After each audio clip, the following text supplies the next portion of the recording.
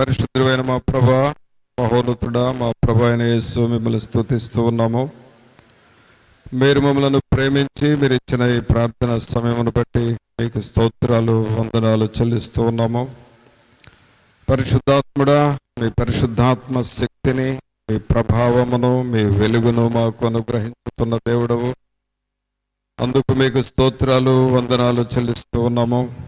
ప్రభా, మీ సన్నిధిలో చేర్చున్న మా పైన మీ దయా సంకల్పమును నెరవేర్చండి. మీ చిత్తములో మమ్మలను నడిపించమని ప్రార్థన చేస్తూ ఉన్నాము. పరిశుద్ధాత్ముడా, ఈ ఆరాధనకు మీరు అధ్యక్షత వహించి ప్రతి ఒక్కరూ మిమ్మల్ని గుర్తెరిగి మిమ్మల్ని స్తుతిస్తూ గణపరుస్తూ మీ నామమును కీర్తించి మహిమపరచుటకును సహాయము చేయమని వేడుకొంచున్నాం. ప్రభా, పాటలు పాడుచుండగా పాటల ద్వారా మీరు మహిమను పొందండి. మా ఆత్మలను మీరు సిద్ధపరచండి. అలాగే తండ్రి, మాకు తగిన స్తుతి ఆరాధనను అనుగ్రహించండి. మీ వాక్యమును మాకు అనుగ్రహించండి. మా ప్రాణములు తెప్పరిల్లులాగున చేయమని ప్రార్థన చేస్తూ ఉన్నాము. మీ సన్నిధిలో ఉన్న సర్వ సంపదల చేత మమ్మలను స్థిరపరచండి, బలపరచమని ప్రార్థన చేస్తూ ఉన్నాము. ప్రభా, ఘనత ప్రభావములు మీ సన్నిధిలో ఉన్నవి, బల సౌందర్యములు మీ సన్నిధిలో ఉన్నవి. వాటిని మాకు అగపరచండి. వాటిని మేము పొందుకున్నటకును సహాయము చేయండి. ఈ ఆవరణమంతటిని మీరు స్వాధీనపరచుకోనండి. చిన్నపిల్లలు, పెద్దలు ప్రతి ఒక్కరూ మిమ్మల్ని స్తుతించుకొని బిడ్డలుగా ప్రతి ఒక్కరిని మీరు చేయమని వేడుకొంచున్నాము. రాజా, రక్షకుడా, మీకు స్తోత్రాలు, వందనాలు చెల్లిస్తూ ఉన్నాము. మీ వాక్యం వినుచున్న ప్రతి బిడ్డను మీరు దర్శించి మీ దయగలిగిన హస్తమును ప్రతి ఒక్కరితో ఉంచి నాయన, వినగలిగిన చెవులను, గ్రహించగలిగిన హృదయములను మాకు మీరు దయచేయండి. మీ ఆత్మను నాయన తండ్రి అభ్యంతరపరచు వేరొక ఆత్మ ఏది లేకుండా చేసి పరిశుద్ధాత్మ నింపుదల సహాయం మాకు అనుగ్రహించి మీరు అధ్యక్షత వహించి నడిపించి ఘనత ప్రభావాలు మీరే ఆరోపించుకొనమని నజరేయుడైన యేసు నామమున అడిగి వేడుకొంచున్నాం తండ్రి. ఆమేన్. పాటలు పాడుకుందామండి.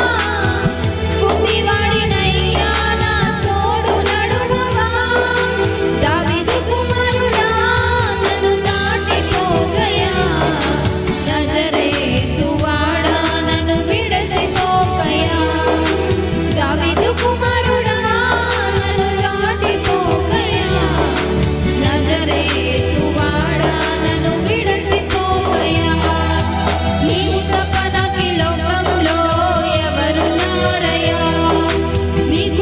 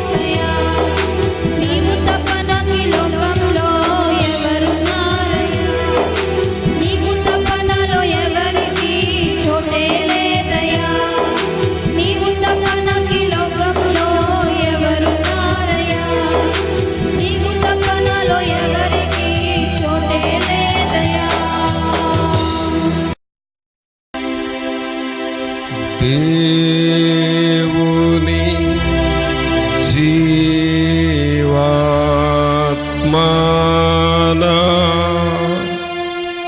మీదికి రమ్ము.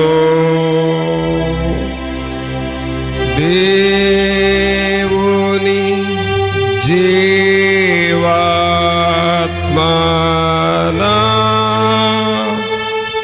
మీదికి రమ్ము. వీరాచు వంచు మాలాచు నింపు దేవుని జీవాత్మనా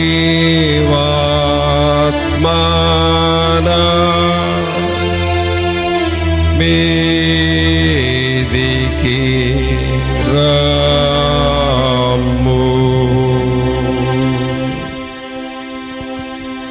ఉంచండి. ఇప్పటి వరకు పాటలు పాడి మిమ్మల్ని స్తుతించుటకు సహాయం చేశారు, మీకు వందనాలు చెల్లిస్తూ ఉన్నాము. అలాగే మీ ఆత్మశక్తిని, మీ సన్నిధిని మాతో ఉంచండి. మీ బలమైన హస్తమును మాకు దయచేయండి. మీ వాక్యపు వెలుగును మాకు ఇచ్చి అన్ని విషయంలో మీ వాక్యము ద్వారా మాతో మీరు మాట్లాడమని మా ప్రభు అయిన యేసు నామమున అడిగి వేడుకొంచున్నాం తండ్రి. ఆమేన్. ప్రియులారా, దేవుని వాక్యం చూసుకుందాం. కీర్తనల గ్రంథంలో నుండి 21వ కీర్తన. 21వ కీర్తన 4వ వచనం నుండి కొన్ని వచనాలు చూద్దాం. 21వ కీర్తన 4వ వచనం నుండి. ఆయుష్షు నిమ్మని అతడు నిన్ను వరమడుగగా నీవు దానిని అతనికి అనుగ్రహించి ఉన్నావు. సదాకాలము నిలుచు దీర్ఘాయువు నీవు దయచేసి ఉన్నావు. నీ రక్షణ వలన అతనికి గొప్ప మహిమ కలిగెను. గౌరవ ప్రభావములను నీవు అతనికి ధరింపజేసి ఉన్నావు. నిత్యము ఆశీర్వాదకారకుడుగా ఉండునట్లు నీవతని నియమించి ఉన్నావు. నీ సన్నిధిని సంతోషముతో అతని ఉల్లసింపజేసి ఉన్నావు. ప్రియులారా, ఇక్కడ మనం చదువుతున్న ఈ కీర్తన 21వ కీర్తనలో ఒక వ్యక్తి లేక ఒక దేవుని బిడ్డ దేవునిని అడిగినప్పుడు దేవుడు ఎలాగూ సహాయం చేస్తాడు అనే విషయాలు మనం ఇక్కడ చదువుతున్నాం. ఈ కీర్తన రాసింది ఎవరయ్యానంటే దావీదు గారు. ఈ దావీదు ఎప్పుడూ కూడా దేవునిని బట్టి సంతోషిస్తూ వచ్చాడు. మొదటి వచనంలో చూస్తే, యెహోవా రాజు నీ బలమును బట్టి సంతోషించుచున్నాడు. అనగా దేవునిని బట్టి సంతోషిస్తూ ఉన్నాడు. తర్వాత 2వ వచనంలో చూస్తే, అతని మనోభీష్టము నీవు సఫలము చేయుచున్నావు. అతని పెదవులలో నుండి వచ్చిన ప్రార్థన నీవు మానక అంగీకరించుచున్నావు. చూసారా, దావీదు గారు ఎప్పుడు కూడా పెదవులు ప్రార్థన చేస్తూ దేవునిని స్తుతిస్తూ ఉండేవాడంట.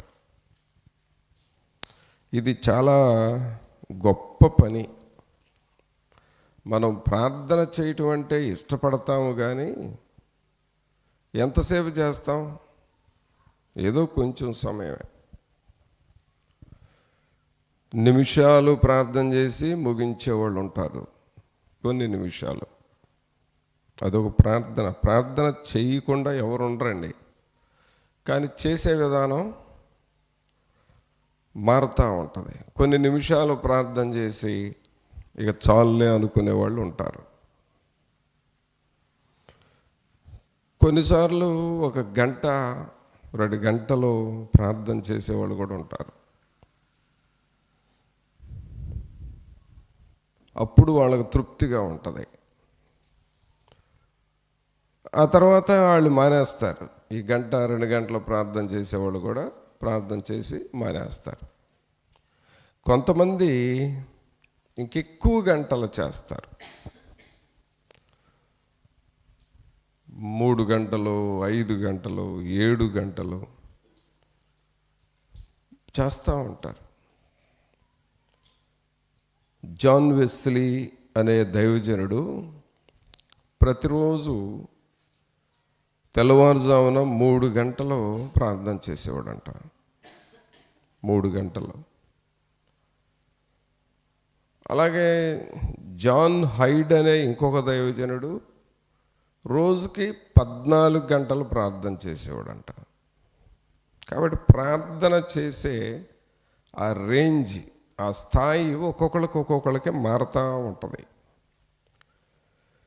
కానీ దావీదు గారు ప్రార్థన స్థాయి ఏంటంటే 2వ వచనం చూడండి. అతని పెదవులలో నుండి వచ్చిన ప్రార్థన నీవు మానక అంగీకరించుచున్నావు. అంటే ఆ పెదవుల్లో నుండి ఎప్పుడు ప్రార్థన చేస్తూ ఉన్నాడు, ప్రార్థన చేస్తూ ఉన్నాడు. ప్రభువురా, ఒక సత్యాన్ని మనం తెలుసుకోవాలి. ఏంటి ఆ సత్యం అంటే, ఎప్పటికైనా సరే నీవు ప్రార్థన విలువ తెలుసుకోవాలి.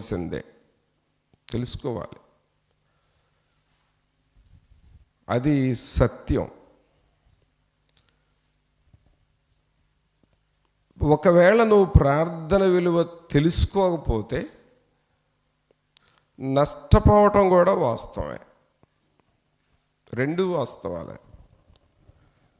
ప్రార్థన విలువ తెలుసుకొని ప్రార్థనన్నా చేయాలి.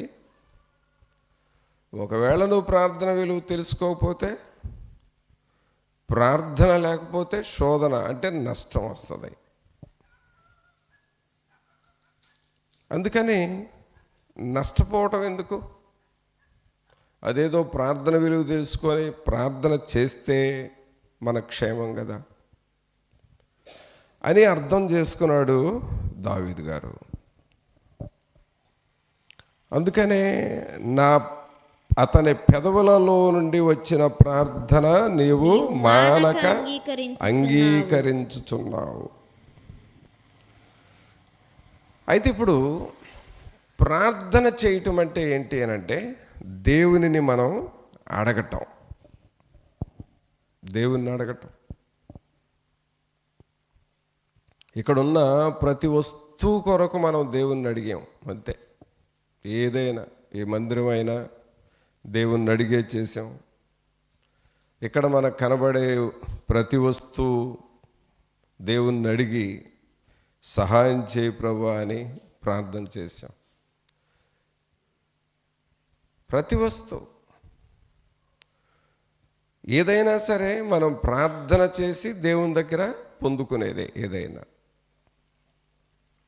అయితే దావీదు గారు మనలాగా ఏదో ఆ వస్తువు కావాలి, ఈ వస్తువు కావాలి, మందిరం కావాలి, కుర్చీలు కావాలి, యాంప్లిఫైర్ కావాలి ఇలా అడగలేదు. ఎందుకంటే ఇలాంటి అవసరతలు ఆయనకి ఆ రోజుల్లో లేవు. ఎందుకంటే మందిరాలు, మైకులు ఇవన్నీ ఇప్పుడు అవసరం వచ్చినాయి, ఆ రోజుల్లో లేవు. కాబట్టి ఆయన అడిగింది ఏంటి అని అంటే, ఏమడిగాడో చూడండి 4వ వచనంలో. ఆయుష్ నిమ్మని ఏమడిగాడంట ఆయన? ఆయుష్ నిమ్మని. అతడు నిన్ను వరమడుగగా నీవు దానిని అతనికి అనుగ్రహించి ఉన్నావు. ఆయుష్ ఇవ్వండి ప్రభువా అని దేవుణ్ణి అడిగితే, దేవుడు ఆయనకి ఆ వరమును, ఏ వరం అది? ఆయుష్ అనే వరమును ఇచ్చాడు.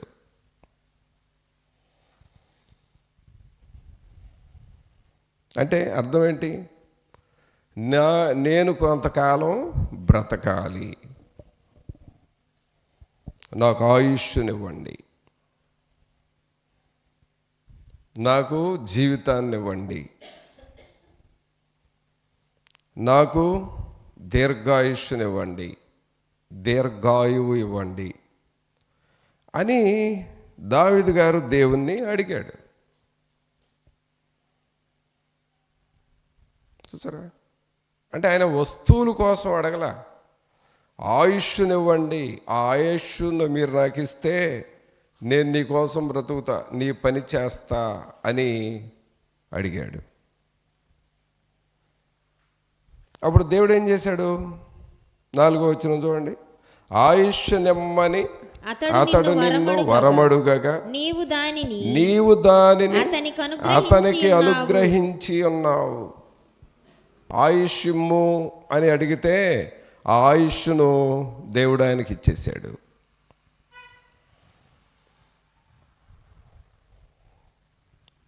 అంటే ప్రార్థన ద్వారా దావీదు గారు ఆయుష్ను పెంచుకున్నాడు.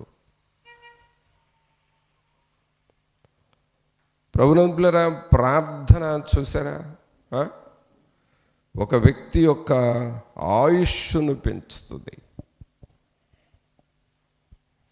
హిజ్కియా దేవుని సన్నిధిలో ప్రార్థన చేశాడు. ఆయనకు ఒక రోగం వచ్చింది. ఆ రోగం పేరు ఏమనుందంటే మరణకరమైన రోగము అని ఉంది. ఏ రోగం అండి? మరణకరమైన రోగం. మరణకరమైన రోగాలు అంటే ఏంటి?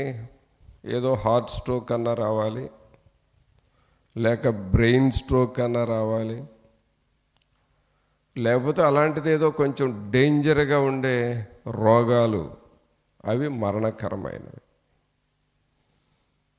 లేక టీబీలు, క్యాన్సరు, ఇలాంటి రోగాలు మరణకరమైన రోగాలు.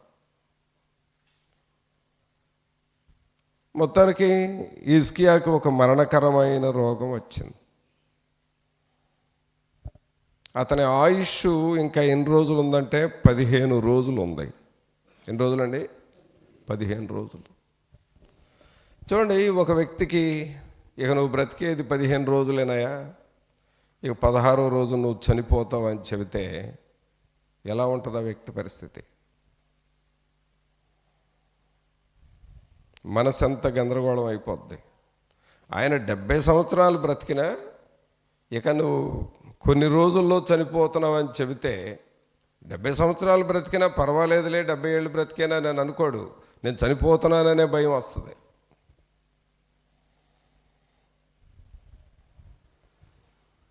కానీ ఆ టైంలో ఏం చేయాలి ఆయన? హాస్పిటల్కి వెళ్ళి 15 రోజులేనంటండి నేను బ్రతికేది, ఇంకొక 15 రోజులు, నెల రోజులన్నా బ్రతికేటట్టు చేయండి అని హాస్పిటల్లో జాయిన్ అయ్యే పరిస్థితి కూడా కాదు అది. సడన్గా ఆయన చేసిన పని ఏంటంటే పిల్లరా, తాను మరణపడక మీద పడుకున్నాడు మంచం మీద. ఎప్పుడైతే ఆ ఏలియా వచ్చి నువ్వు 15 రోజులకి చనిపోతావు అని చెప్పాడో, వెంటనే ఆయన చేసిన పని గోడ వైపుకు తిరిగి, ఎటు తిరిగాడండి? గోడ వైపుకు తిరిగాడు. ఏంటి గోడ వైపు తిరిగితే ఏముంది అక్కడ? గోడ వైపుకి తిరిగితే ఏముంది అని అంటే, ఆ గోడ ఏమంటుందో తెలుసా? ఆ పండుకున్న మనిషిని, నీవెంత 15 రోజులు ఉంటావు, నేను ఇంకా చాలా కాలం ఇంట్లో గోడలాగా ఉంటాను అని గోడే నాకే దీర్ఘాయుష్ ఉంది, నీకు ఆయుష్ లేదు అని చెబుతుంది. అంతేనా?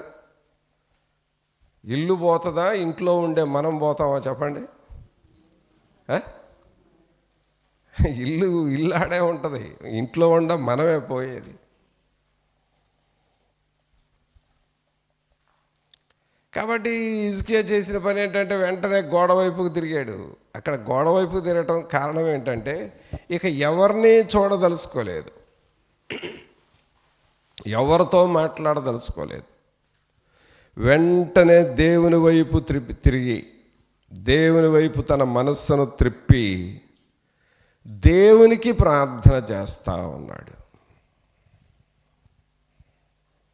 2వ వచనంలో ఏం చదువుతున్నాం అంటే, అతని పెదవులలో నుండి వచ్చిన ప్రార్థన నీవు మానక అంగీకరించుచున్నావు.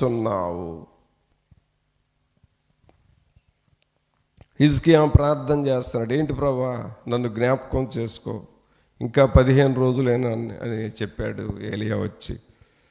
నా పరిస్థితి ఏంటి ప్రభువా అని, నీ కొరకు నేను చేయాల్సిన పనులు ఉన్నాయి ప్రభువా అని దేవుణ్ణి అడగగా పశ్చాత్తాపడుతూ ప్రార్థన చేస్తూ ఉంటే, అక్కడ ఏమని అడిగాడు? 4వ వచనం చదవండి.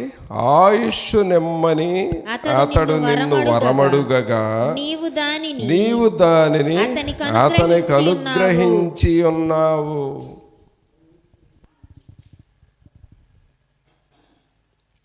నీవు దానిని అతనికి అనుగ్రహించి ఉన్నావు.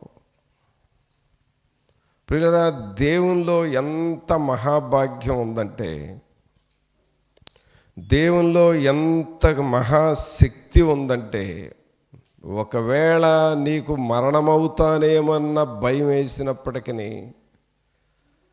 నేను నీ కోసం బ్రతుకుతాను ప్రభా, నీ కొరకు సాక్షిగా ఉంటాను, ఇంతకు ముందులాగా నేను బ్రతకను, నీకోసం ఇక నుండి బ్రతుకుతానని తీర్మానం చేసి నువ్వు దేవునితో చెప్పి ఆయుష్నివ్వండి అయ్యా, ఆ బలాన్ని నీకోసం వాడతాను అని చెబితే నువ్వు, దేవుడు మరలా నీకు ఆయుష్ను పెంచుతాడు. ఆమేన్. ప్రార్థనలో అంత శక్తి ఉందండి, నువ్వు అర్థం చేసుకోవాలి, దేవుని నువ్వు అర్థం చేసుకోవాలి.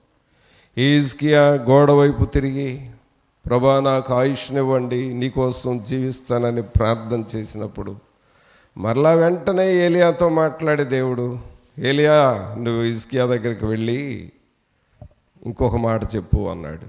ఏం చెప్పమంటావు ప్రభా? అతను అడుగుతున్నాడయా, 15 రోజులైనా నేను బ్రతికేది, నా ఆయుష్ పెంచాయా అని అడుగుతున్నాడయా. నువ్వు వెళ్ళి ఏమంటావంటే 15 సంవత్సరాలు బ్రతుకుతావని చెప్పు అన్నాడు. చప్పట్లు కొట్టండి ఒకసారి. ఎంతకాలం? 15 రోజులు దేనిగా మారిపోయినాయి? 15 సంవత్సరాలుగా మార్చేశాడు దేవుడు. ఎందుకు మార్చాడు దేవుడు? ఏం చేశాడు ఈయన?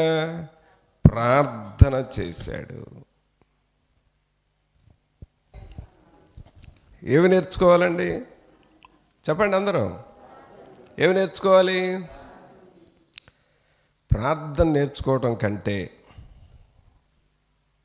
ఏమన్నాను నేను ఇప్పుడు? ప్రార్థన నేర్చుకోవటం కంటే ఇంకొక గొప్ప విషయం ఏంటంటే, ప్రక్కమటోడు ఏమన్నా అంటే తిట్టడం నేర్చుకోవాలి. వాడు 2 అంటే నువ్వు 10 అనాలి. అది నేర్చుకో, బాగుపడతావు. సరేనా? సరేనా?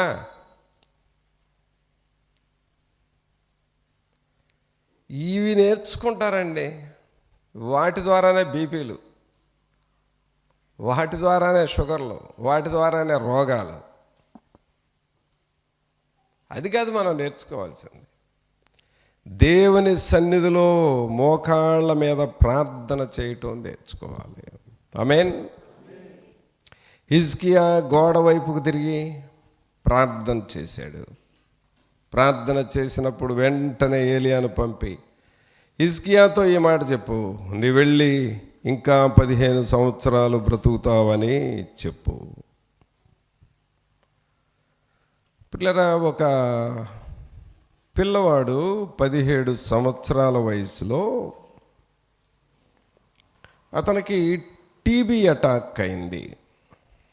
17 సంవత్సరాల వయసులో ఆ రోగం వచ్చి ఇక మరణ పడకలోకి వెళ్ళాడు. వాళ్ళ అమ్మ నాన్న ఆ ఇంటి వాళ్ళందరూ ఈ పిల్లోడు చచ్చిపోతాడు అని నిర్ణయం చేసుకున్నారు. అంటే వాళ్ళు నిర్ణయం చేసుకోలేదు, డాక్టర్లు చెప్పారు. ఇక ఇది అబ్బాయి రోగం తగ్గేది కాదు, ట్రీట్మెంట్ కూడా చేయాల్సిందంతా చేసాం, చచ్చిపోతాడు, ఇక తీసుకెళ్ళండి అని పంపించారు. అయితే ఇంటికి వచ్చిన తర్వాత ఇక వాళ్ళు తల్లిదండ్రులు అదే చెప్పుకుంటున్నారు, ఇంక ఈ పిల్లోడు చచ్చిపోతాడు, ఈ పిల్లోడు చచ్చిపోతాడు, ఈ పిల్లోడు 17 సంవత్సరాల వయసు, చచ్చిపోతాడు, చేసేది ఏముంది, డాక్టర్లు చెప్పారు, ఇది అనుకుంటున్నారు. కానీ ఒక దైవజనుడు ఆ పిల్లోడి దగ్గరికి వెళ్ళి ప్రార్థన చేసి ఈ వాక్యాన్నే ఆ పిల్లోడికి చెప్పాడు. ఏమని చెప్పాడంటే, ఆయుష్ నిమ్మని అతడు నిన్ను వరమడుగగా నీవు దానిని అతనికి అనుగ్రహించి ఉన్నావు. సదాకాలము నిలుచు దీర్ఘాయువు నీవు దయచేసి ఉన్నావు అనే ఈ వాక్యాన్ని పెట్టి నువ్వు ప్రార్థన చేసుకో బాబు.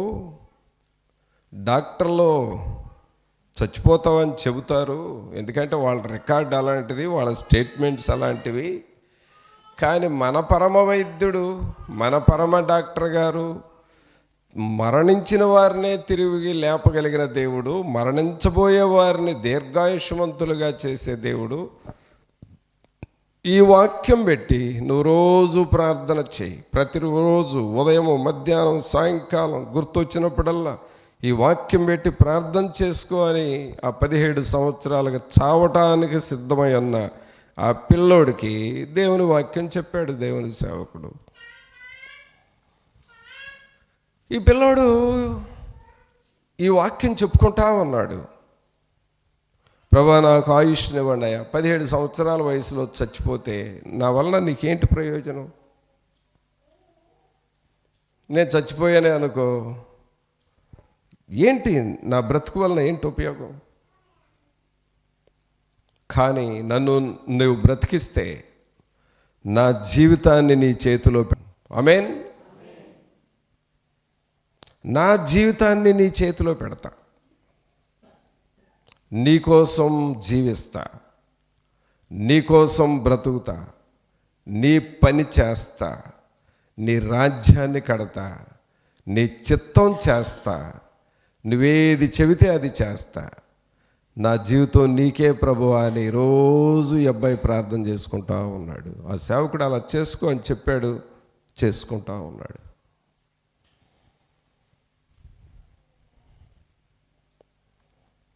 ప్రియరా, ఆయుష్ నిమ్మని అతడు నిన్ను వరమడుగగా నీవు దానిని అతనికి అనుగ్రహించి ఉన్నావు. ఈ అబ్బాయి 17 సంవత్సరాల పిల్లవాడు చావటానికి సిద్ధమైన స్థితిలో ప్రార్థన చేస్తూ ఉంటే చేయగా వాళ్ళ తల్లిదండ్రులు కూడా దేవుణ్ణి బ్రతులాడుకుంటున్నారు, అయ్యా నువ్వే కృప చూపండి అని. అలాగూ చేయగా దేవుడు ఆ బిడ్డలో ఉన్న టీబీ అనే వ్యాధిని పూర్తిగా తొలగించి మంచి ఆయుష్ ఇచ్చాడు.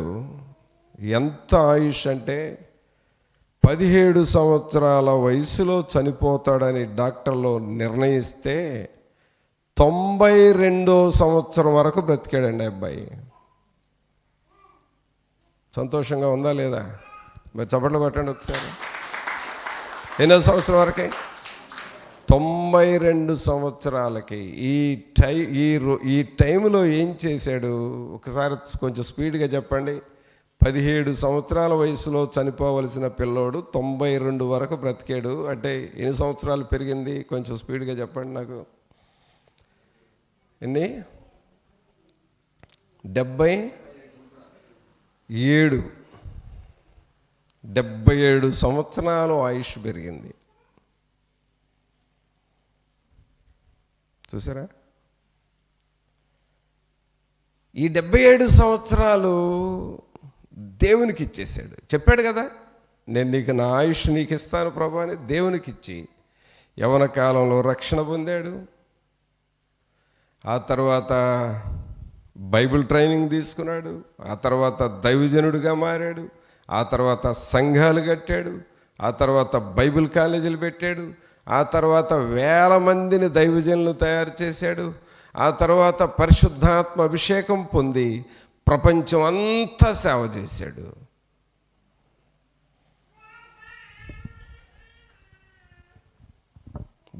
దేవుని కొరకు బ్రతుకుతానని చెప్పాడు. దేవుని కొరకే బ్రతికాడు. పిల్లరా, ప్రార్థనలో ఎంత జీవం ఉందో గమనించండి. ప్రార్థనలో ఎంత జీవం ఉందో గమనించండి. అంత జీవం నీకు రావాలి అని దేవుడు తన సేవకుల ద్వారా ప్రార్థన చేయండి, ప్రార్థన చేయండి, ప్రార్థన చేయండి అని చెబుతూ ఉంటాడు, చెప్పిస్తూ ఉంటాడు. నీకు అది ఎలా ఉంటుందంటే, నేను ప్రార్థన చేస్తే సేవకుడికి ఏదో మేలు అనుకుంటా, ఆయనకి ఏదో కలిసి వచ్చిద్ది అనుకుంటా, అందుకని ప్రార్థన చేయండి అని అంటున్నాడని ప్రార్థన చేయరు.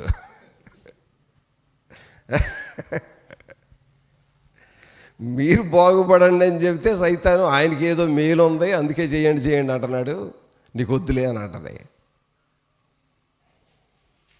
నువ్వు ప్రార్థన చేస్తే నాకు మేలా? నువ్వు బాగుపడతావు అని చెబుతుంటే నీకేందంత బాధ? పిల్లలు గమనించండి. అందుకనే ప్రార్థనలో జీవం ఉన్నది, ప్రార్థనలో మేలు ఉన్నది, ప్రార్థనలో శక్తి ఉన్నది. దేవుడు వీటిని మనకు అనుగ్రహిస్తాడు.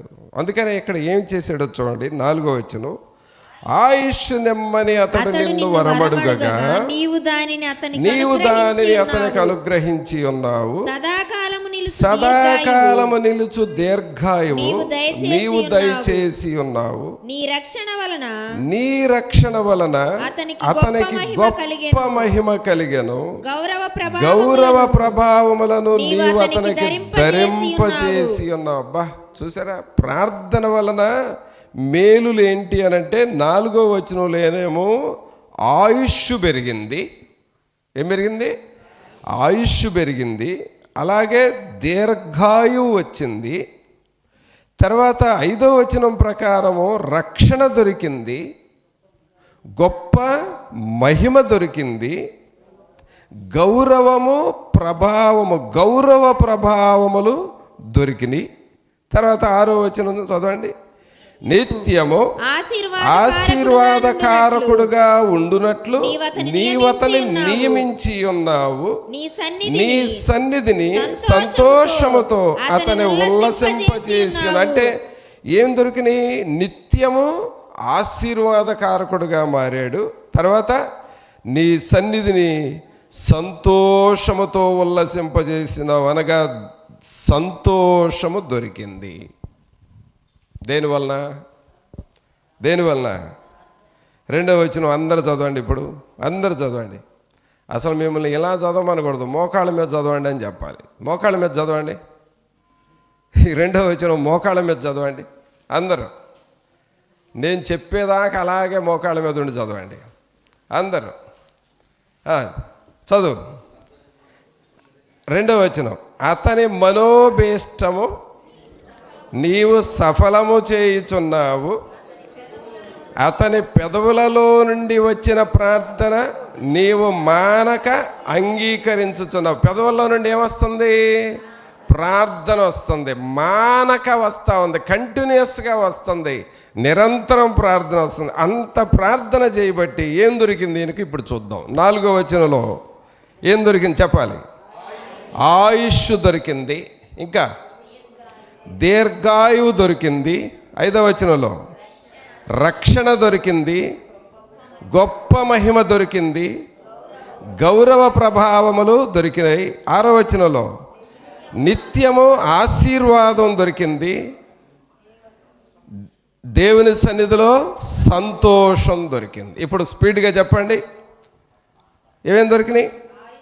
ఆయుష్, దీర్ఘాయువు, రక్షణ, గొప్ప మహిమ, గౌరవ ప్రభావములు, నిత్యము ఆశీర్వాదము, దేవుని సన్నిధిలో సంతోషం. ఇవి నాకు కావాలయ్యా అనే మోకాళ్ళ మీద ఉండి అడగండి అందరూ.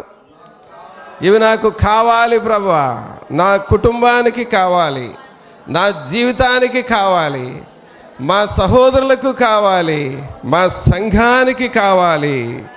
ఆమేన్. కూర్చోండి. ఇప్పుడు అర్థమైందా? ఒక్క ప్రార్థన ద్వారా ఎన్ని దొరుకుతున్నాయో చూసుకోండి.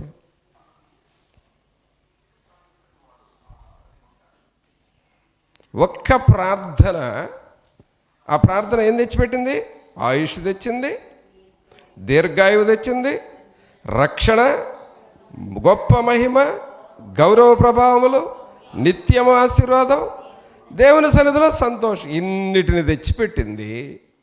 మరి ఇవన్నీ నీకు కావాలి అని అంటే నువ్వేం చేయాలి? ఏం చేయాలి? ప్రార్థన చేయాలి. నువ్వు ప్రార్థన చేయాలి. అర్థమైందా? అందుకనే పిల్లరా, దేవుడు నీకేమిస్తున్నాడంటే ఇదిగో ఇవన్నీ ఇస్తున్నాడు. మనం ఏం చేయాలంటే ప్రార్థన చేయాలి. ఇంకా నీకు ఆయుష్ పెరగాలి అని అంటే దేవుని వాక్యంలో ఒక సూత్రం ఉందండి. 20వ అధ్యాయం తీయండి, నిర్గమకాండము. నిర్గమకాండము 20వ అధ్యాయము 12వ వచనం చదవండి. నీ దేవుడైన యెహోవా నీకు అనుగ్రహించు దేశములో నీవు దీర్ఘాయుష్మంతుడవగునట్లు నీ తండ్రిని నీ తల్లిని సన్మానించుము. అనగా సన్మానించుటలో, అనగా ఇతరులను గౌరవించటంలో నీకు దీర్ఘాయుష్ వస్తుంది. అది దేవుని సూత్రం. నీ తల్లిని నీ తండ్రిని సన్మానించాలి, గౌరవంగా చూసుకోవాలి. అలాగే నీకు వాక్యమును నేర్పించే ఆత్మీయ తల్లిదండ్రులు, భౌతికమైన తల్లిదండ్రులు మీ అమ్మా నాన్న అయితే, దేవుల్లో నిన్ను పెంచుతున్నారు చూడు, వాళ్ళు ఆత్మీయ తల్లిదండ్రులు అవుతారు. వారిని కూడా నువ్వు సన్మానించడం నేర్చుకోవాలి. అప్పుడు నువ్వు దీర్ఘాయుష్మంతులుగా మారుతావు. అర్థమైందా? కావున ప్రభునంతులారా, వీటిని నువ్వు ప్రాక్టీస్ చేస్తే, వీటిని నువ్వు అమలు చేస్తే దేవుడు నీ ఆయుష్ను పెంచుతాడు. కావున పిల్లరా, దేవునిని సన్మానించాలి, నీ శరీర తల్లిదండ్రులను సన్మానించాలి, నీ ఆత్మీయ తల్లిదండ్రులను నువ్వు సన్మానించాలి. ఎప్పుడైతే నువ్వు ఇలాగ సన్మానిస్తావో నీ ఆయుష్ను దేవుడు పెంచుతాడు. పెంచిన ఆయుష్ను నువ్వు దేనికోసం వాడాలంటే దేవుని కొరకే వాడాలి. దేవుని కొరకే వాడాలి. దేవుని పనినే చేస్తూ ఉండాలి. దేవుడు నీకు రోగాలు తీసేసి ఆయుష్ పెంచితే మరలా నువ్వు వదిలిపెట్టిన పాపాల్లోకి వెళ్ళమని కాదు అర్థం. దేవుని కొరకు జీవించు అని అర్థం. కావున మన జీవితాల్లో మరి ఇలాగ మనం నేర్చుకుందామా? ప్రభు అలాగూ మనకు ఆయుష్నిస్తాను అని అన్నాడు. ఇంకా చూడండి 30వ కీర్తన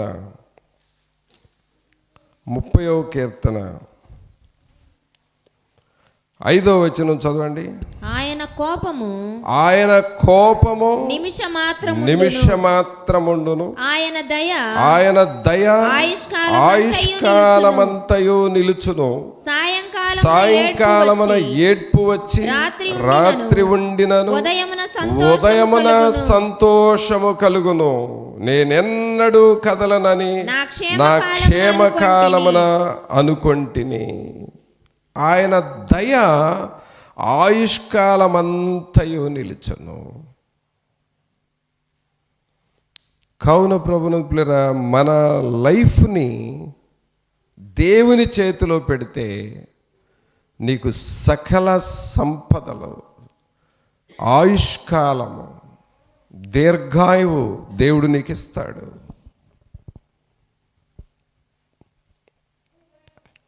అలాగే ఇంకొక వాక్యం చూద్దాం. 1 రాజుల గ్రంథము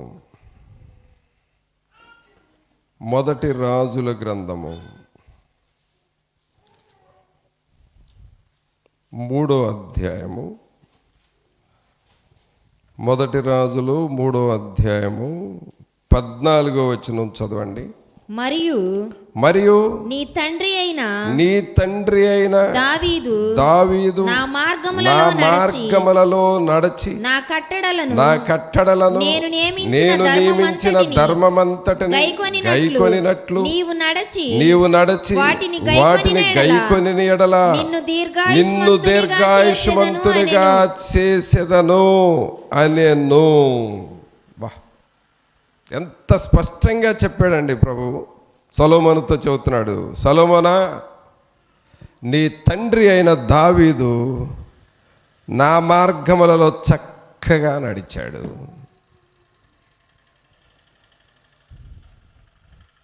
అనగా నా వాక్యం ప్రకారం నడిచాడు, నా వాక్యాన్ని చదివాడు, నా వాక్యాన్ని విన్నాడు. నేను ఎలా చెబితే అలాగ నడిచాడు.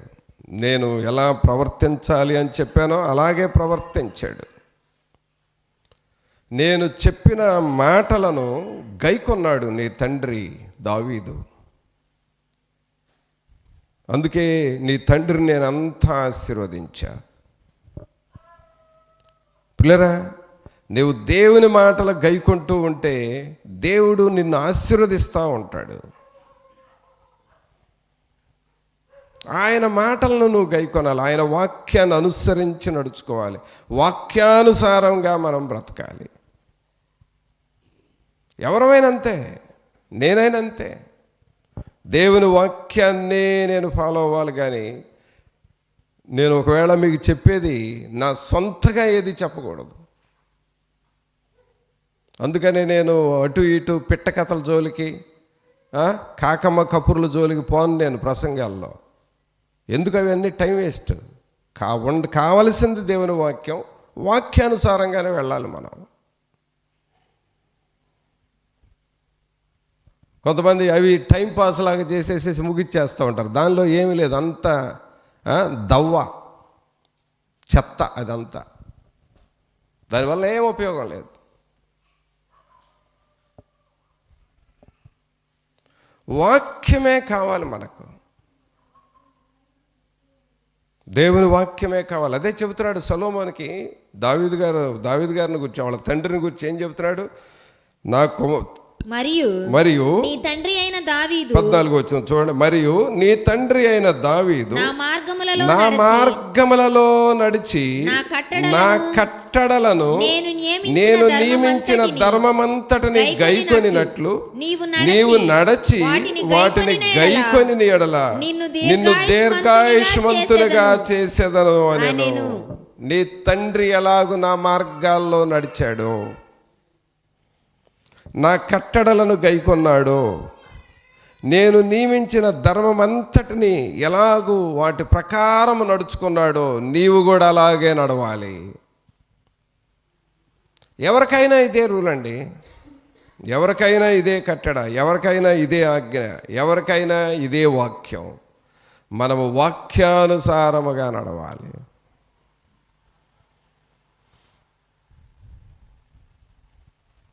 దేవుని వాక్యాన్ని నడవాలి. దేవుని వాక్యం ప్రకారం నడవాలంటే దేవుని వాక్యాన్ని నువ్వు చదవాలి కదా. దేవుని వాక్యాన్ని నువ్వు చదివితే ఆ వాక్యం ప్రకారం ఎలాగ నడవాలి అనేది నీకు అర్థం అవుతుంది. దేవుని వాక్యం ప్రకారం నువ్వు నడుచుకుంటా ఉంటే ఒకవేళ నీ శరీరంలో బలహీనతలు ఉండొచ్చు. వాక్యం ప్రకారం నువ్వు వెళుతున్నావు కాబట్టి ఆ బలహీనతలు దేవుడే తీసేస్తాడు. ఆ వాక్యమే అలాగ నెట్టేస్తుంది. ఒకవేళ నీ ఇంటిలో సాతాను క్రియలు, సాతాను పోరాటాలు ఉండొచ్చు. నువ్వు వాక్యం ప్రకారం వెళుతున్నావు కాబట్టి వాక్యం ముందు ఆ సాతానుడు ఇక నేను నిలవలేడు. వాడు నీ ఇంట్లో నుండి వదిలిపెట్టి వెళ్ళిపోతాడు.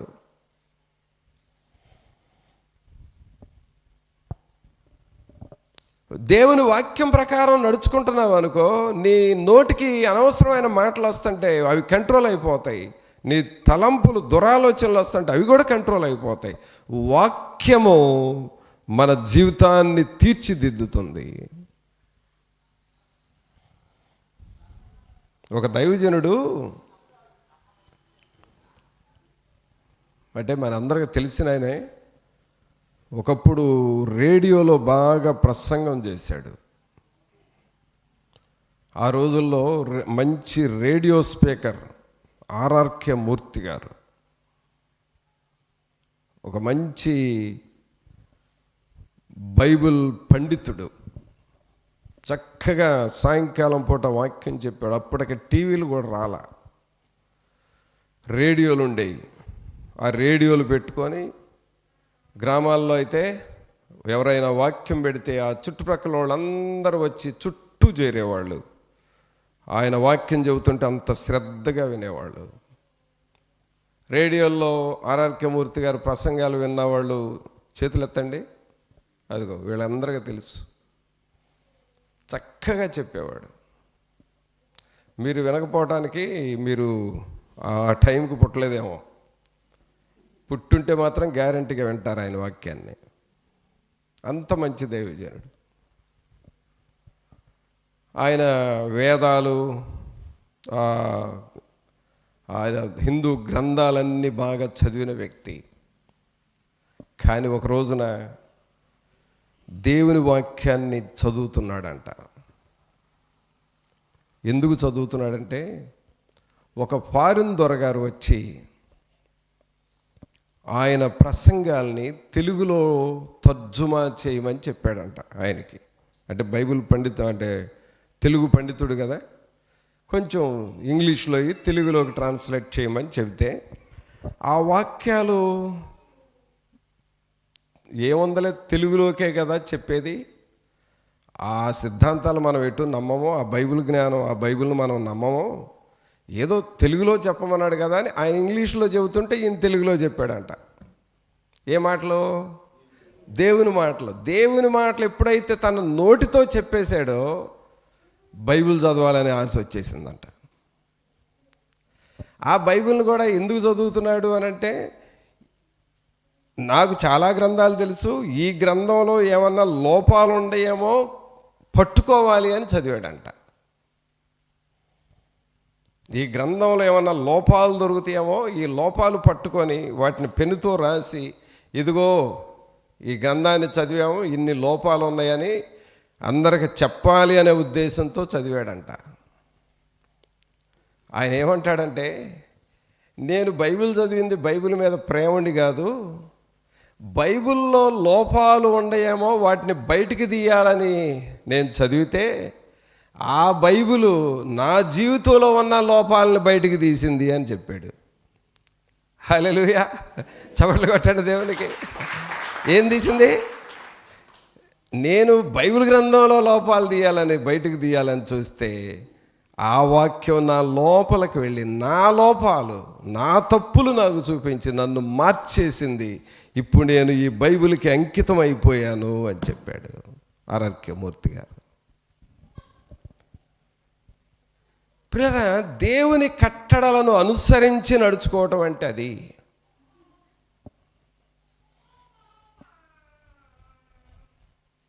దేవుని వాక్యాన్ని అనుసరించి నడుచుకో. నువ్వు ఏ స్థితిలో ఉన్నా సరే, నీవు ఏ వయసులో ఉన్నా సరే, ఒకవేళ నీవు ఏ శోధనలో ఉన్నా సరే, ఏ రోగంలో ఉన్నా సరే, వాక్యాన్ని అనుసరించి నడుచుకో. వాక్యం నిన్ను సరిచేస్తూ ఉంటుంది.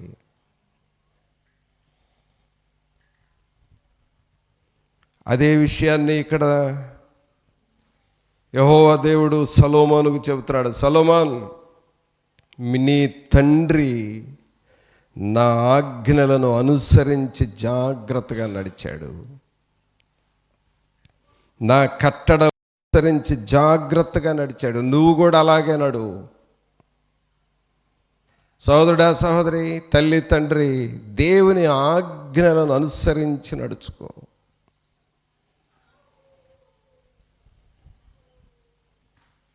కొన్నిసార్లు ఉద్యోగం వస్తే కొంచెం సంపాదన ఉంటుంది. సంపాదన ఉంటే దేవుణ్ణి వెంబడించడం మానేస్తారు. కొన్నిసార్లు వ్యాపారం సాగితే, లాభాలు వస్తే దేవుని వెంబడించడం మానేస్తారు. కొన్నిసార్లు మంచి ఆరోగ్యం ఉండి అన్ని రకాలుగా దిట్టగా దండిగా ఉంటే దేవుణ్ణి అనుసరించడం మానేస్తారు. ఇవన్నీ కూడా మరలా తిరిగి నీకు శోధనలకే కారణమవుతాయి. దేవుడు నిన్ను దీవించే కొలదే, నీ చేతి పనులను ఆశీర్వదించే కొలదే ఇంకా నువ్వు దేవుని స్తుతించాలి, కానీ నువ్వు దేవునిలో వెనకబడకూడదు.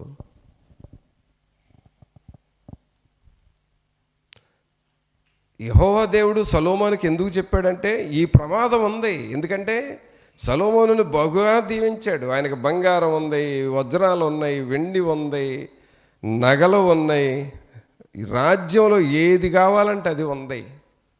ఆయన ఎంత ధనవంతుడు అంటే మహాధనవంతుడు సొలొమోను. అందుకనే దేవుడు ముందే చెప్పాడు, సొలొమోను, నీ రాజ్యాన్ని, నీ ధనాన్ని, నీ వెండి బంగారాలు చూసుకొని నన్ను మర్చిపోతావేమో, దెబ్బతింటావు, జాగ్రత్త. నీ తండ్రి ఉన్నాడే దావీదు, ఆయన నన్ను ఎన్నడూ మర్చిపోలేదు. నా వాక్యాన్ని గైకొన్నాడు, నా ఆజ్ఞలు గైకొన్నాడు, నా ధర్మం అంతటిని నెరవేర్చాడు. దేవుని వాక్యాన్ని దివారాత్రులు చదివేవాడు మీ తండ్రి. నువ్వు కూడా అలాగే చేయి, నేను నిన్ను దీర్ఘాయుష్మంతుడిగా చేస్తాను. అంతకు మినహాయించి నువ్వు ప్రక్కకు పోయి దేవుని నేను నిన్ను దీవించాను కదా, ఆ దీవెనల వైపు నువ్వు వెళ్ళేవు అని అంటే దెబ్బతింటావు అని ముందుగానే చెబుతా ఉన్నాడు. కావున ప్రియులరా, అలాగూ మనం నేర్చుకుందామా, అలాగూ మనం సిద్ధపడదామా? నీవు దేవుని వైపు చూడటం నేర్చుకుంటావా? దేవుని వెంబడించడం మనం నేర్చుకుందామా? అందుకనే 14 వచ్చిన మరలా మరొకసారి చదవండి అందరూ. మరియు నీ తండ్రి అయిన దావీదు నా మార్గములలో నడిచి నా కట్టడలను నేను నియమించిన ధర్మమంతటిని గైకొనినట్లు నీవు నడచి వాటిని గైకొనిన ఎడల నిన్ను దీర్ఘాయుష్మంతునిగా చేసేదన నేను. కౌన పిల్లరా, నీకు ఆయుష్ పెంచటం, నీకు ఆరోగ్యం రావటము, నిన్ను దేవుడు విస్తరింపజేయటం, ఆశీర్వదించటం, ఇవన్నీ దేని మీద ఆధారపడి ఉన్నాయంటే దేవుని వాక్యాన్ని నువ్వు గైకొనాలి. వాక్యానుసారంగా నడవటం మనం నేర్చుకోవాలి. యేసయ్యా, బ్రతుకుదేరు లేదు నాయన, ఒక చిన్న జాబు అయి ఈ ప్రభు అని ప్రార్థన చేసుకున్నాడు ఒక వ్యక్తి. ఎంతకాలం చేసినా రాట్లా. తర్వాత నా దగ్గరికి వచ్చాడు, అన్నా కనీసం ఒక ప్రైవేట్ జాబ్ అన్నా రావాలని ప్రార్థన చేయన్నా, మంచి జాబు నువ్వు ప్రార్థన చేయన్నా, దేవుడు నాకు ఇస్తాడు, ఎట్లోకట్లా బ్రతకాలి అని అన్నాడు. నీకు జాబ్ వస్తే మరి నువ్వు దేవుని కోసం బ్రతుకుతావా అన్నా. ఇంకేడకపోతావన్నా, దేవుడు ఇచ్చిన జాబు దేవుడికి స్తుతులు చెల్లించుకుంటూ బ్రతుకుతాను అన్నాడు. మందిరంలో కూర్చోబెట్టి ప్రార్థన చేశా. ప్రభువా మీరు దీవించండి అని చేశా. 15 రోజుల్లో అపాయింట్మెంట్ లెటర్ వచ్చింది. జాబ్లో జాయిన్ అయ్యాడు.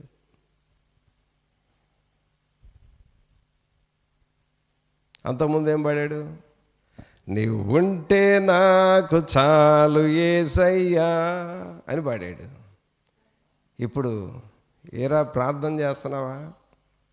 బైబిల్ చదువుతున్నావా?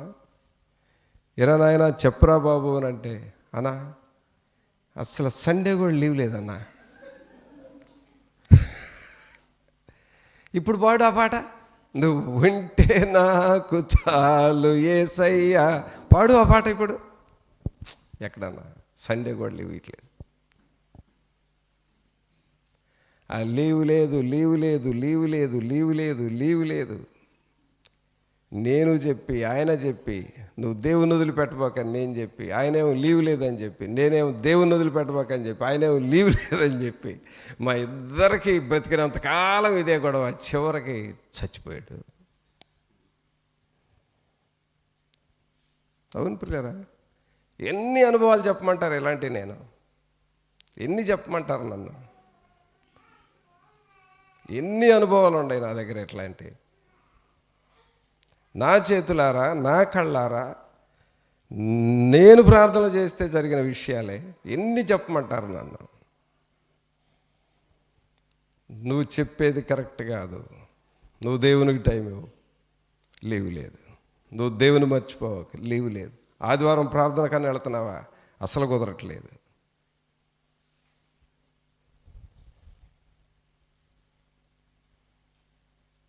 ప్రభునందు పిల్లరా, చాలా ప్రమాదం అండి ఇది, చాలా ప్రమాదం. కొన్ని వందల సాక్ష్యాలు చెప్పగలను, ఎక్కడో విన్నాయి కాదు, నా ప్రార్థన జీవితంలో జరిగినాయే. నేను ఇతరులకి ఎవరెవరికి ప్రార్థన చేశానో, వాళ్ళు ఎలా రియాక్ట్ అయ్యారో, వాళ్ళకేం జరిగిందో అవే చెప్పగలను కొన్ని వందలు. నువ్వు మారు మనసు పొందు, మారు మనసు పొందు, మారు మనసు పొందు అని నేను బ్రతిమలాడే కొద్దే వాళ్ళు అలుసుగా తీసుకొని పారిపోయిన వాళ్ళు ఏమయ్యారో నాకు తెలుసు, ఏమవుతారో కూడా నాకు తెలుసు. నేను బ్రతిమలాడినప్పుడు నువ్వు లోబడకపోతే ఏమవుతావో కూడా నాకు తెలుసు.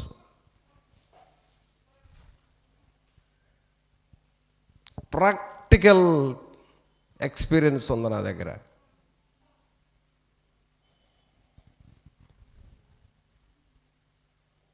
అందుకనే దేవుని వాక్యాన్ని ఏదో తమాషాగా, చిన్నగా, చులకనగా ఎన్నడూ తీసుకోకూడదు. ఆయన వాక్యాన్ని అనుసరించి నడుచుకోవాలి.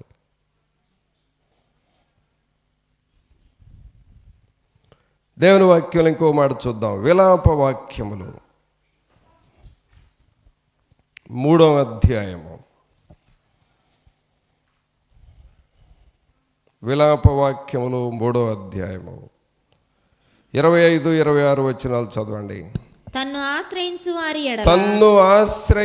వారి ఎడల యెహోవా దయాళుడు. తన్ను వెదకు వారి ఎడల ఆయన దయచూపువాడు. నరులు ఆశ కలిగి యెహోవా అనుగ్రహించు రక్షణ కొరకు ఓపికతో కనిపెట్టుట మంచిది. చూసారండి, దేవుడు ఇక్కడ ఏం మాటలు చెప్తా ఉన్నాడో చూడండి. తన్ను ఆశ్రయించు వారి ఎడల యెహోవా దయాళుడు. అనగా దేవుని దయ నీ మీదకి రావాలి అనంటే నువ్వు దేవునిని ఆశ్రయించాలి. దేవుని పాదాల మీద పడాలి, మోకాళ్ళ మీద దేవుని వాక్యం చదవాలి. తెల్లవారుజామున మోకాళ్ళ మీద లేచి నిలబడి నీ చేతులెత్తి దేవునికి నీ ఇంటిలో బిగ్గరగా ప్రార్థన చేయాలి. పాటలు పాడుతూ కన్నీటితో దేవుని ఆరాధన చేయాలి, దేవుని ఆశ్రయించాలి. దేవుని నువ్వు ఆశ్రయిస్తే ఆయన దయాళుడు. తన్ను వెదకువారి ఎడల ఆయన దయచూపువాడు.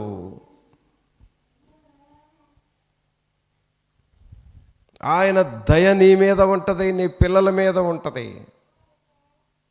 ఆయన దయ నీవు చేసే పనులన్నిటి మీద ఉంటుంది, నీ పిల్లల ఆరోగ్యాల మీద ఉంటుంది, నీ ఇంటిలో ఉన్న ప్రతి రూపాయి మీద దేవుని దయ ఉంటుంది. దాని ద్వారా నువ్వు దీవించబడతావు. ఆయన దయ నీ మీద ఉండాలి. అందుకనే నేను ఎప్పుడు కూడా అది లేదు ఇది లేదు, లేకపోతే ఈ అవసరం తీరటానికి ఇది లేదు అని అట్లా ఎప్పుడు నేను అనుకోను. నీ దయ ఉంటే చాలయ్యా, మీ సన్నిధి ఉంటే చాలు, వెళ్ళిపోతాను. నా దగ్గర జేబులో డబ్బులు అవసరం లేదు, లేకపోతే నాకు కావలసిన వస్తువులు కూడా నాకు అవసరం లేదు. నీ ఉంటే నాకు చాలు.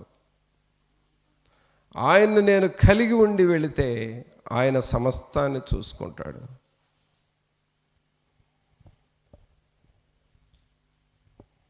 ఒకసారి నేను ఫ్యామిలీతో ఒక చాలా దూరం ఊరు వెళ్ళా.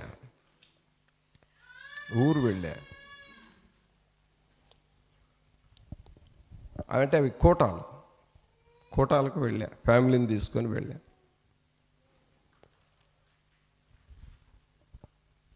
అక్కడ 3 రోజులు 4 రోజులు ఆ కూటంలో ఉన్నాం, అందరం ఫ్యామిలీ అంతా ఉన్నాం. ఆ మీటింగ్స్లో చివరి రోజు దేవుని సేవ కొరకు కానుకలు పడతా ఉన్నారు.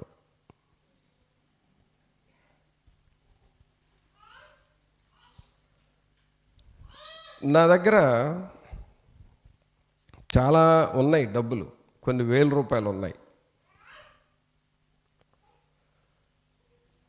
వాటిల్లో 100-200 తీసి కానుక వేయొచ్చు నేను. కానీ ఆ కోటాల్లో దేవుడు నాకు పెట్టిన భారం ఏంటంటే, ముందు నీకున్నదంతా నాకు ఇచ్చేసేయి, నీ సంగతి ప్రభువు చూసుకుంటాడు అనే ప్రేరేపణ వచ్చింది నాకు. అందుకనే ఏం చేశానంటే,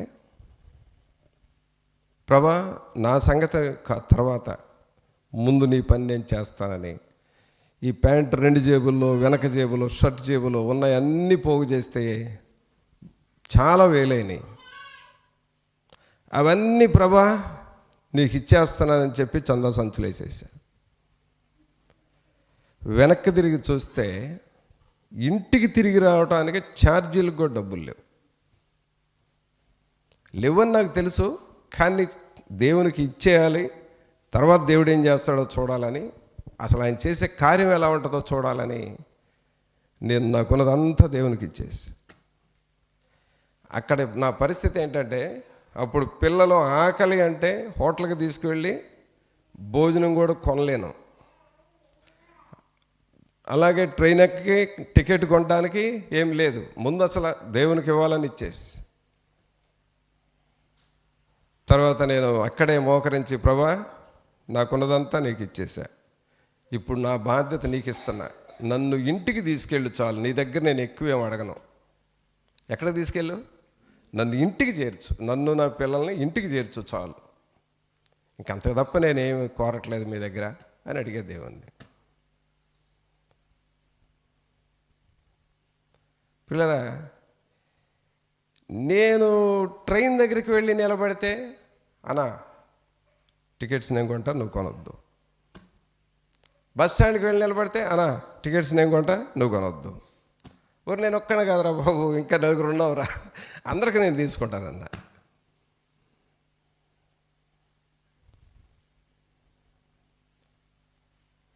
తర్వాత మధ్యలో భోజనం టైం అయితే ఆ భోజనాలకు కూడా దేవుడు వాళ్ళ చేత ఇప్పించాడు. అప్పుడు నేను ఇంటికి వచ్చి దేవుని స్తుతించా, నీ మీద నేను ఆధారపడ్డాను ప్రభా, నువ్వే తీసుకొచ్చావు, నీకు వందనాలు అని ప్రార్థన చేసి. పిల్లరా, ఇలాంటివన్నీ చెప్పమంటారు నన్ను? ఇలాంటివన్నీ అక్కడ దేవుని వాక్యం ఏముంది? నరులు ఆశ కలిగి యెహోవాను గ్రహించు రక్షణ కొరకు ఓపికతో కనిపెట్టుట మంచిది. ఒక కొట్టోళ్ళు చెప్పారు నాకు, అన్న 10 రూపాయలు తీసుకొస్తారన్న ఇళ్ళు, చిల్లర ఇవ్వమంటారు, 2 రూపాయల బిళ్ళలు 5 తీసుకుంటారు, ఆ ఫ్యామిలీలో తలా కాయనిస్తారంట. అరే చందా సంచులు వేయరా అని. నీ భేద పలుకులకి నీ కుటుంబం భేదగానే ఉంటుంది ఎప్పుడు.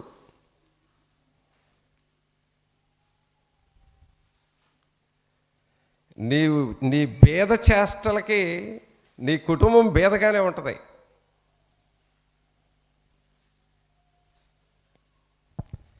దేవుని వాక్యం ఉంది, నరులు ఆశ కలిగి యెహోవా అనుగ్రహించు రక్షణ కొరకు ఓపికతో కనిపెట్టుట మంచిది. అనగా నీకు ఆశ ఉండాలి. ఏం ఆశ ఉండాలంటే దేవుడు గొప్ప కార్యాలు చేస్తాడు అనే ఆశ నీలో ఉంటే నీకు గొప్ప కార్యాలే జరుగుతాయి. ఆమేన్. దేవుడు నా కుటుంబాన్ని దీవించాలి అనే ఆశ నీకుంటే దేవుడు నిన్ను అలాగే దీవిస్తాడు.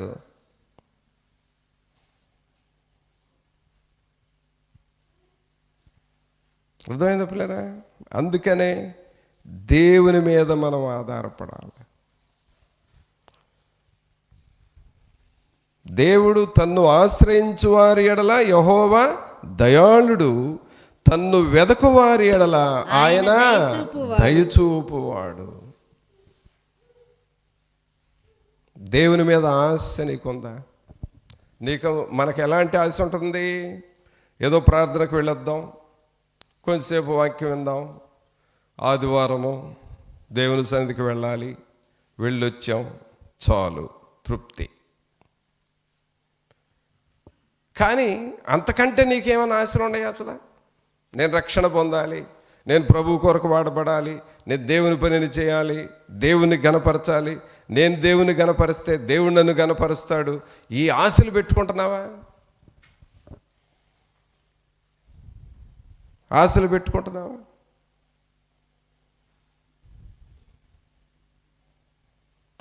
దేవుని కొరకు ఏదైనా చేయాలనే ఆ కోరిక నీకు ఉంటే నీకు దేవుడు అంతకంటే గొప్పవి చేస్తాడు. దేవుడు నీకు ఎప్పుడు బాకీ ఉండడు, తెలుసా ఆ సంగతి? దేవుడు నీకు బాకీ ఉండటం అసాధ్యం. అది నీవు చేసిన దానికి ఇంకా అనేక రెట్లు దేవుడు నీకు చేస్తాడు.